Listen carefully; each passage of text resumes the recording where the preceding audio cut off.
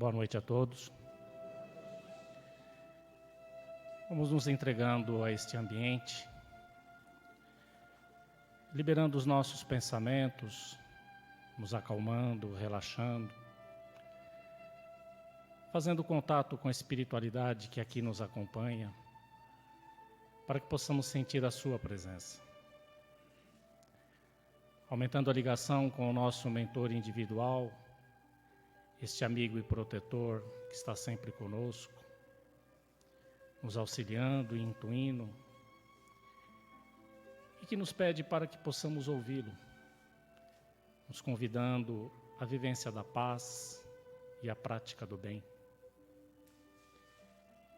Com Joana de Ângeles, irmã Rosário, mentoras desta casa, que nos recebe com carinho, nos conduzindo ao seu campanário, onde junto à espiritualidade e aos mentores amigos, podemos receber as bênçãos e a luz dessas irmãs tão dedicadas.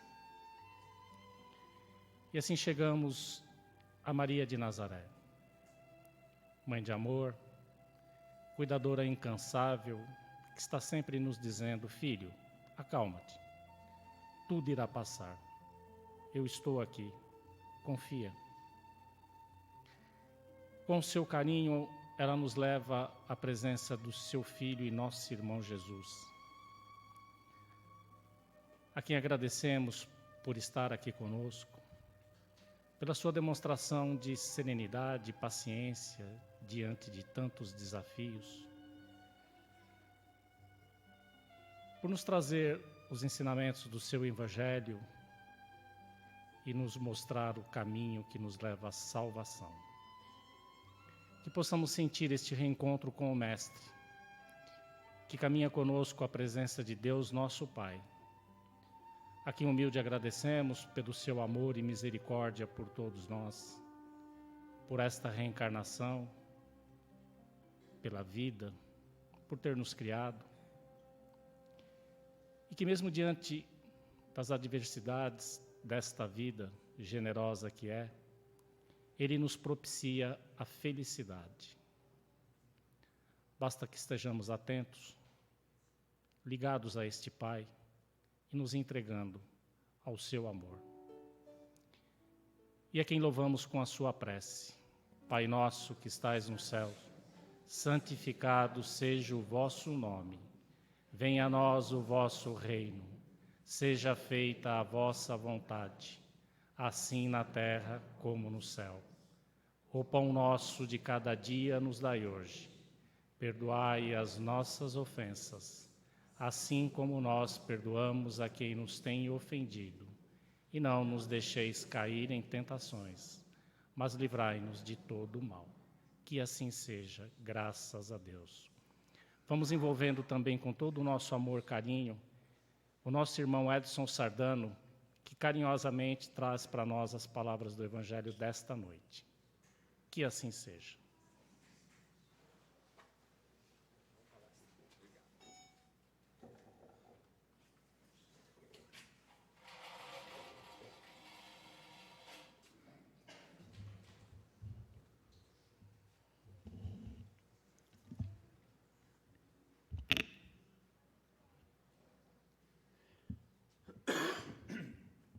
Boa noite. Boa noite, amigas, amigos. Mais uma vez aqui juntos, nessa casa tão bacana que nos acolhe como irmãos, como filhos, desde os primeiros momentos da vida dessa casa e da minha. Embora eu seja um pouco mais velho, não que a Joana, mas que o centro. Na sequência do nosso estudo, o tema que nós vamos falar hoje é: não são os sãos que precisam de médico, mas os doentes. É uma frase bastante conhecida, uma frase bastante difundida, muito clara para nós. O seu significado não precisa nem necessariamente ser um significado cristão, religioso, espírita. É uma coisa extremamente lógica. Quem precisa de médico não é o são, é o doente. Então, ninguém pode criticar um médico por estar no hospital. Porque você é médico, está fazendo o que aqui no hospital? Estou cuidando do doente. O que eu vou fazer do lado dos sãos? Tem que estar aqui junto dos doentes. Ela tem uma origem na vida de Jesus, no Evangelho de Jesus.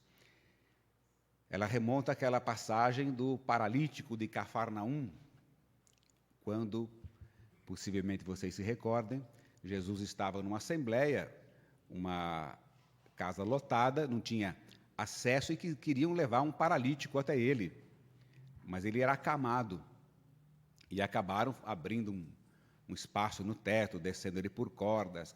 Está tudo lá no Evangelho, aliás, nos 3 evangelhos sinóticos, né, aqueles que têm a mesma visão, Mateus, Marcos e Lucas, o que dá mais veracidade aos fatos. Realmente, 3 criaturas narrando de forma diferente, de forma igual, o mesmo fato, em momentos diferentes, então dá uma conotação de realidade.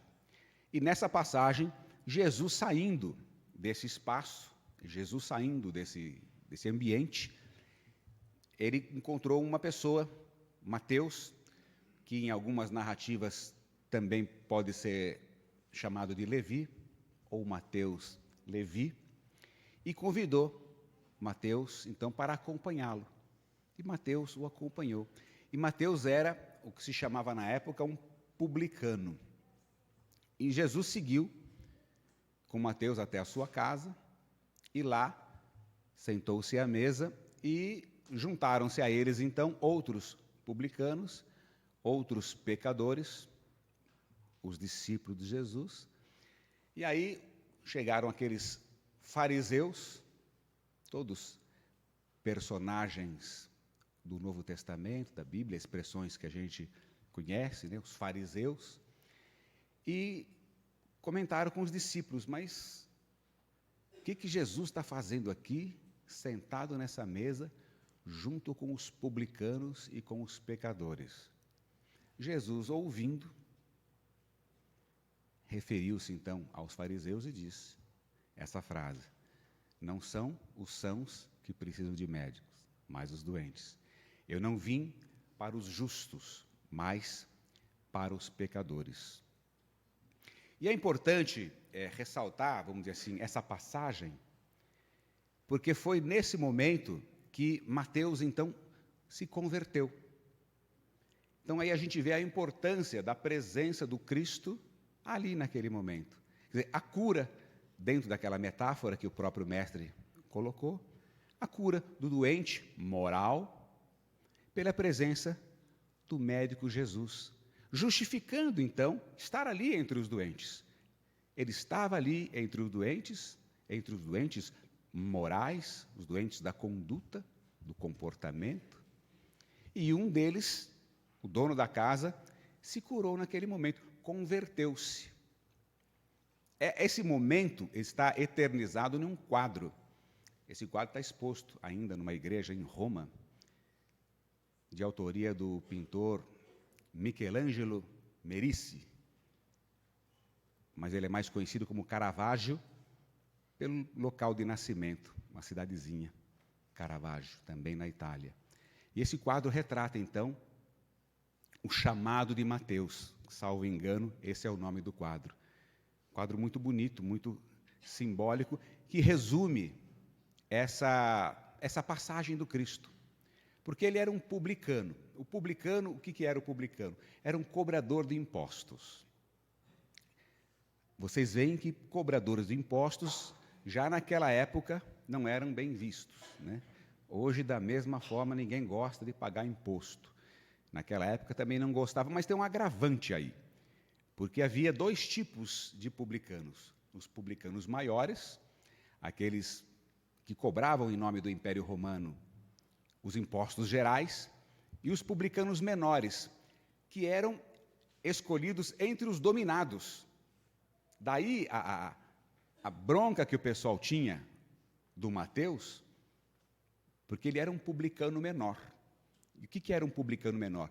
Era um dos dominados, um judeu, que se prestava ao papel de cobrador de impostos dos judeus para entregar o dinheiro a Roma. Então, eram delegados do publicano maior, escolhidos entre, como, vamos dizer assim, numa comparação mais próxima para a nossa história, o capitão do mato, que era um escravo que perseguia outros escravos. Era um escravo que estava do lado do patrão. O publicano menor, como o caso do Mateus, era um cobrador de impostos, mas que cobrava os seus pares. E, normalmente, cobravam de uma maneira extorsiva. Então, era um povo extremamente mal visto. Daí o símbolo. A gente nem sabe se tudo isso aconteceu dessa forma, mas eles pegaram a figura do publicano justamente para ter alguém bem ruim mesmo. Quer dizer, o que Jesus foi fazer sentado à mesa com um publicano? Quer dizer, não haveria ofensa maior naquela época do que ser publicano. Porque possivelmente, pelo tempo, 2000 anos, o que nos ofende hoje, pode ser que não ofenderia naquela época. Mas publicano não. Publicano era uma ofensa muito grave. E a gente vê do outro lado também o fariseu. Quer dizer, está ali um monte na mesa. Quem que foi justamente criticar? Qualquer um podia criticar, mas foi o fariseu que criticou. É o argentino da época, né? O argentino é que comentou. Quem era o fariseu? Também era um setor entre os judeus, mais sectários, seguidores da Bíblia, do judaísmo rabínico, aquele judaísmo mais administrativo, são os criadores da sinagoga. Então, e eram grandes perseguidores dos cristãos.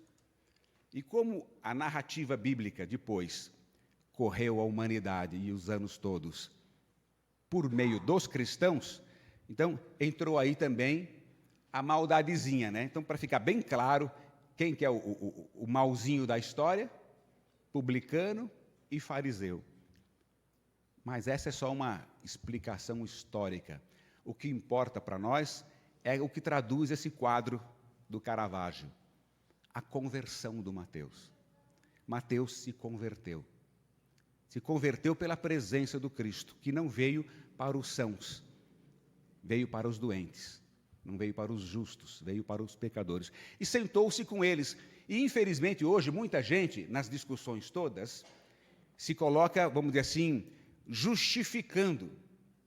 Há algumas discussões, eu tenho acompanhado, alguns grupos. Existe hoje, por exemplo, um grupo intitulado Espíritas Progressistas.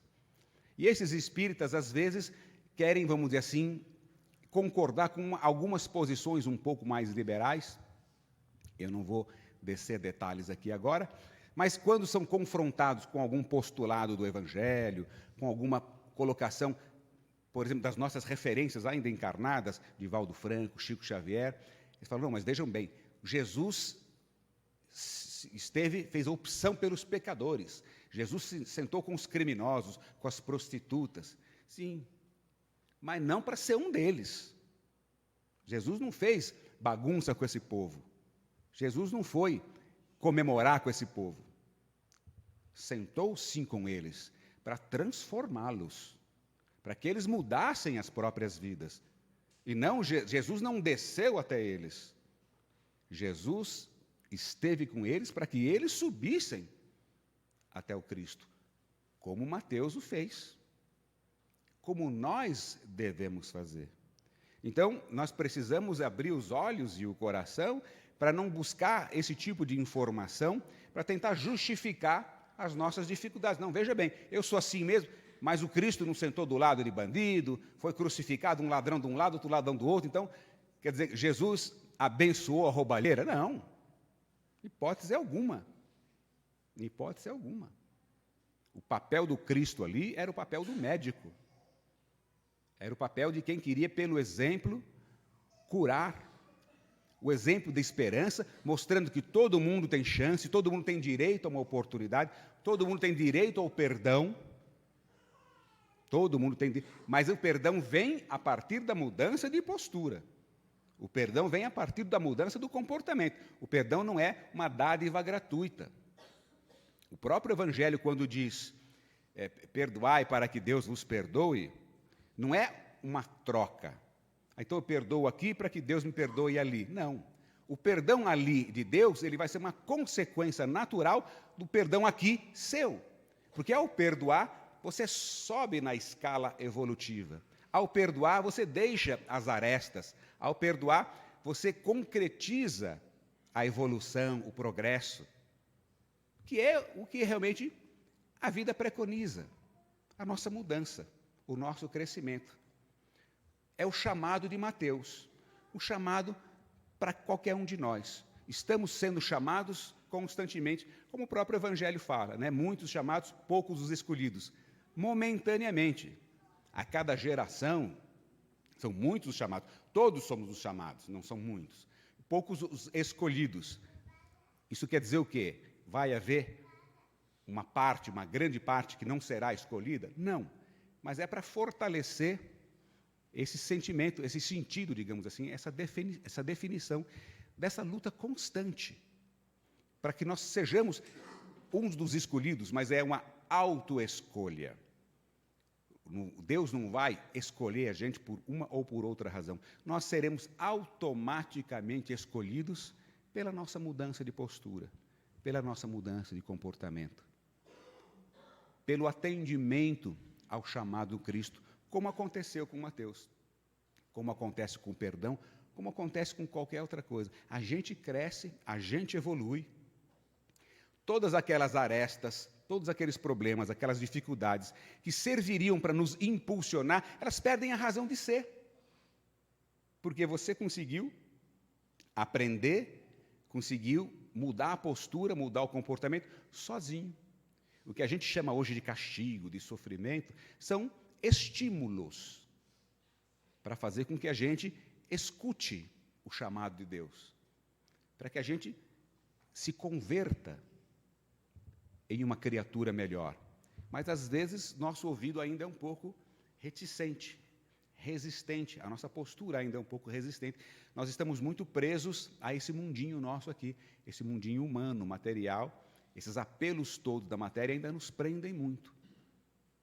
Então, Deus aumenta o volume desse chamado. E esse aumento de volume é que às vezes nos incomoda. Vem na forma de dor, vem na forma de dificuldade, de problema, pela nossa ingenuidade, pela nossa ignorância, nós acreditamos que seja um castigo. Mas não é. Não é. São estímulos para o nosso progresso. É Deus nos chamando. Mas precisava ser tão alto assim? Precisava. Quando ele chamou baixinho, suavezinho, você não ouvia. Tem uma parábola do Evangelho muito interessante, que de certa forma fala a mesma coisa. A parábola do semeador. Que o semeador saiu semeando, me perdoem a redundância, e joga lá a semente, cai fora da sementeira, vêm os pássaros e comem. Joga outras sementes, elas caem nas pedras, criam suas raízes, todavia, em função das pedras, as raízes não conseguem se firmar, a plantinha cresce um pouco e morre. Mais adiante, mais sementes, elas caem em terra boa, criam raízes, fecundam, começam a crescer, espinhos por cima, não permitem que elas avancem, secam. E só, mais para frente, solo fértil, boa semente, cria raízes, cresce e floresce. Aí, vamos dizer assim, pedagogicamente, em 4 situações, estamos todos nós. E é onde nós temos que decidir que tipo de terra que nós somos. O semeador é Deus, no sentido figurado, metafórico. Poderemos dizer o Cristo, os profetas, os espíritos evoluídos que nos antecederam, que semeiam os seus exemplos, as suas referências, para que a gente possa seguir, acompanhar. O que nós fazemos disso, aí é onde nós nos colocamos, que tipo de solo que eu sou. Aquele que não serve para nada, ou seja, que não dá bola, não liga, não estou nem aí. Não era um solo preparado, não era um solo fértil, os pássaros vieram e comeram, não vai aproveitar nada. Entra por aqui, sai por aqui. Aqueles cujas raízes não conseguiram superar as pedras, mas tiveram, vamos dizer assim, um suspirinho, né? Começaram a florescer, faltou raiz. São aqueles que ouvem os ensinamentos, se comovem até, às vezes às lágrimas, mas sai, briga com flanelinha, briga no trânsito, na esquina do centro, briga em casa, briga no caminho para vir, né? Está atrasado, corre, sai fechando todo mundo, xingando. Sai na frente, eu tenho que fazer uma palestra espírita agora. Né? Bens a Deus, né? Ou aqueles outros que, numa terra fértil, com tudo certinho, mas os espinhos em cima não permitem que floresça. Que espinhos são esses? Esses apelos do mundo. Nós conhecemos as lições do Evangelho. Nós sabemos dos exemplos do Cristo. Nós sabemos da nossa obrigação. Não obrigação com Deus, nada disso. Papai do céu quer, papai do céu não quer, fica triste, fica bravo. Não. Nós sabemos da nossa natureza espiritual e do nosso papel nesse mundo. Estamos aqui crescendo, evoluindo. Precisamos crescer, evoluir cada vez mais. Mas quando chegam esses espinhos, esses apelos, a gente vai, não, deixa para lá, veja bem, mais para frente eu vejo, vai empurrando. Por quê? Os apelos da matéria ainda são muito fortes. Nos falta firmeza, nos falta estrutura. A estrutura que não faltou, digamos assim, para Mateus naquele momento. Daí a importância da gente não julgar, não criticar. Era um cidadão, entre aspas, de má vida até aquele momento. Mas era um solo fértil, faltava a boa semente. Bastou a semente surgir e ele floresceu. Rompeu com aquilo tudo, distribuiu, segundo consta no Evangelho, distribuiu boa parte da riqueza, tornou-se outra pessoa e passou a viver o Evangelho. É o nosso desafio. O nosso desafio é justamente encontrar esse chamado, essa estrada de Damasco. Porque problemas todos temos, doentes todos somos. O Cristo veio para nós na condição de doentes da alma. Não no sentido pejorativo, eu sou um doente, eu sou um miserável. Não, no sentido natural. Quem nos colocou nesse mundo, quem nos colocou nessas experiências, nessas condições, foi Deus. Simples e ignorantes, num mundo cheio de apelos. Agora, nos colocou com um sentido, um impulso inexorável para o progresso, para a evolução. E a nossa razão precisa dar ouvido a isso. Essa é a nossa grande luta, esse é o nosso grande desafio. É uma questão racional. O corpo vai depois. A postura, o comportamento, vai depois. Primeiro tem que vir o raciocínio. Primeiro eu tenho que crer. Por isso que nós espíritas falamos na fé raciocinada. Eu costumo dizer que isso é redundância. Se é fé, é raciocinada. Se não é raciocinada, não é fé. Não existe fé não raciocinada. Porque se você não raciocinar, você não tem energia suficiente para transformar a vida. Você pode ter, quando muito, demonstrações exteriores de algum comportamento. Mas a fé é aquela que transforma a vida. É aquela que faz a gente deixar de lado o velho comportamento. Aquela velha criatura, o velho publicano que está dentro de cada um de nós. E nos transforma numa outra criatura. Agora, tudo isso, quero crer, seja no sentido simbólico. A estrada de Damasco, ela existe, mas não é para todo mundo que vai ser um momento. Um clarão, um encontro com o Cristo e uma transformação. Nós vamos fazer isso paulatinamente. Podemos e devemos fazer isso paulatinamente. A doutrina espírita nos fala do bom espírita. Bom espírita é o que luta contra suas más inclinações, que procura ser hoje melhor do que ontem, amanhã melhor do que hoje.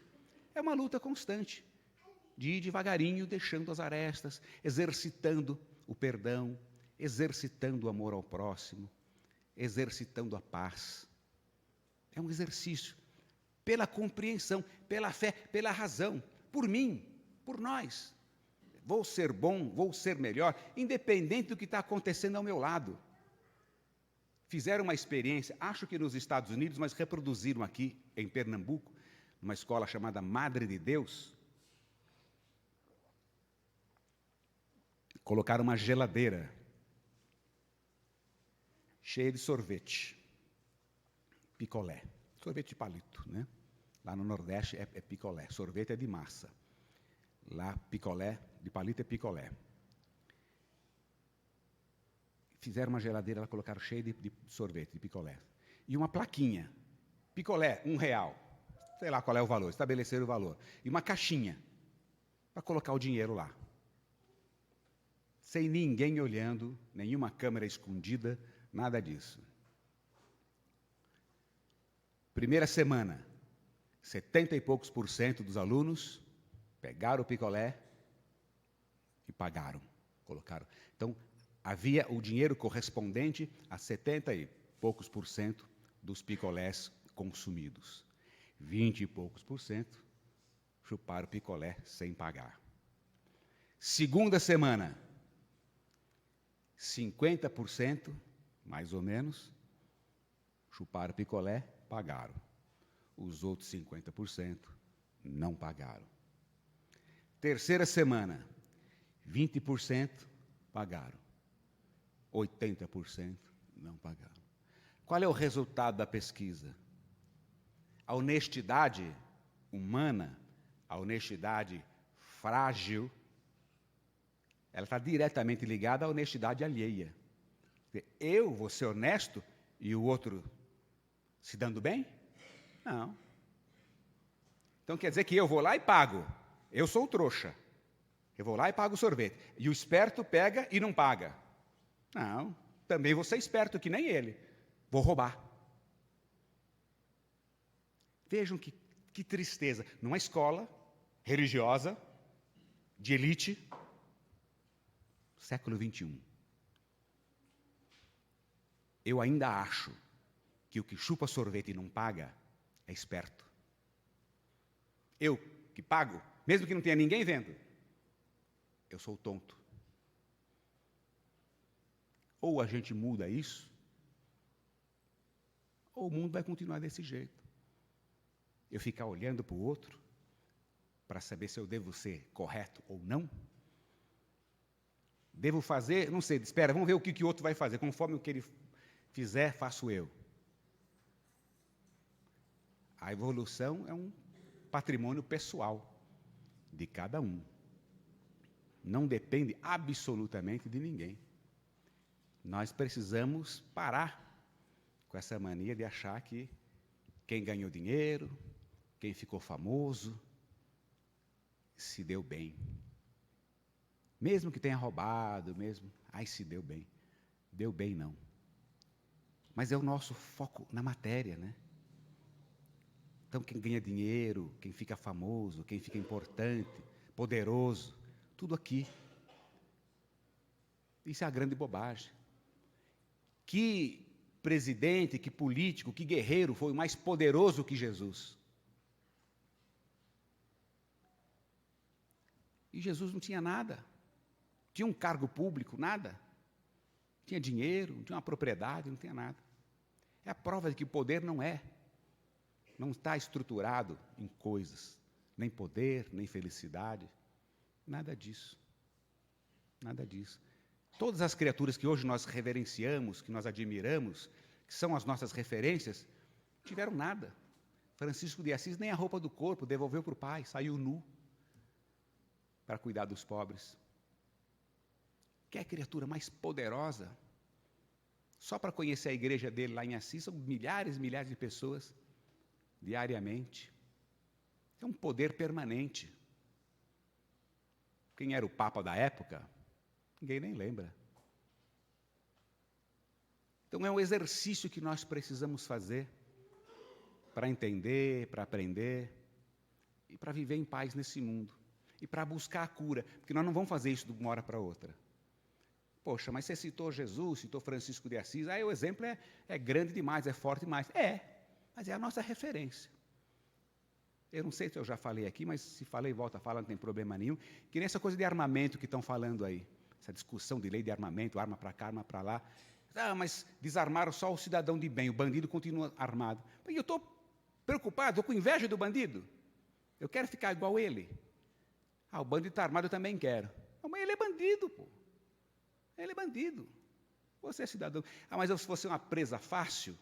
Presa fácil do quê? Pergunto eu. Quer dizer, onde é que está a nossa crença? Onde é que está a nossa fé? É assim que nós vamos querer evoluir? Com tiroteio? Reagindo da mesma forma? Dá para conceber o Cristo, Francisco de Assis, Chico Xavier, Divaldo, Irmã Dulce, Madre Teresa de Calcutá? Dá para conceber essas criaturas reagindo violentamente? Pega a história de Joana de Ângeles, que se colocou à frente do exército português, só passarão sobre o meu cadáver. De braços abertos, foi atravessada por uma espada. Não reagiu, não pegou um canhão. Deu a sua vida em holocausto. Pô, mas é Joana de Ângeles, tudo bem. Mas é ela que nós precisamos seguir. Ela que precisa ser a nossa referência. Nós vamos chegar lá. Precisamos fazer a nossa parte. Precisamos nos conscientizar disso. Que somos espíritos. E precisamos cada dia mais cuidar do espírito, dos valores espirituais. Em detrimento da matéria. Importante para a nossa vida, é a nossa ferramenta, mas não é a nossa meta.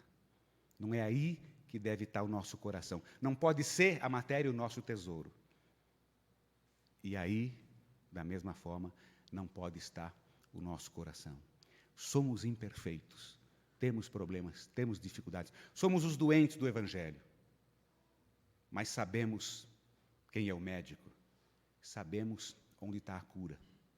Não precisamos ter nenhum tipo de baixa autoestima por isso. Ah, eu sou um doente, eu sou um miserável, eu sou um pecador. Não.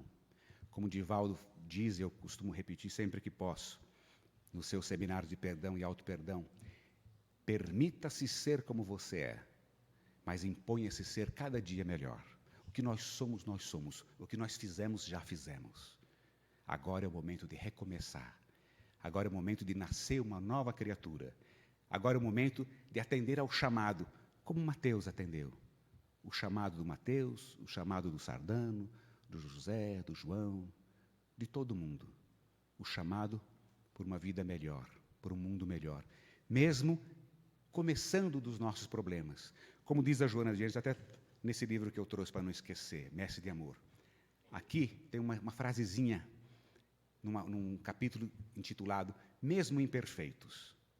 Ou seja, mesmo sendo imperfeitos, ela diz numa frase, unge-te de amor e levanta-te da iniquidade para socorrer outros iníquos. Não use a imperfeição como pretexto para não fazer nada. Então, somos imperfeitos sim, mas temos todas as ferramentas do mundo para sermos cada dia melhor. Tem uma frase do Rabindranath Tagore que exemplifica bem isso aí. O bosque seria muito triste se só os passarinhos que cantam melhor pudessem cantar. Mesmo que a gente cante desafinado, vamos fazer a nossa parte. Que Deus nos abençoe. Obrigado.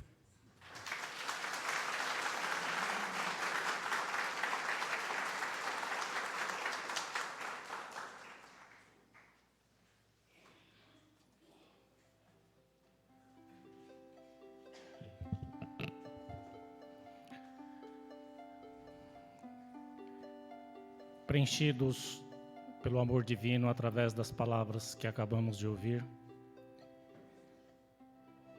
que possamos elevar as nossas vibrações em doações, entregando parte do amor que aqui recebemos aos desamparados, aqueles que não têm um teto, aos órfãos, aos doentes, nos asilos, onde quer que se encontre o irmão necessitado. Que possamos distribuir também por todo o nosso planeta, levando a paz, a harmonia e a serenidade àqueles corações que se esqueceram do amor de Deus, para que possam resgatar este amor, que os aliviará, trazendo-lhes de novo a vida plena concedida pelo Pai Maior. Que possamos retornar aos nossos lares sob a proteção de nossa Mãe Maria, e que ao chegarmos lá, depositemos este amor no coração de cada um daqueles com quem convivemos.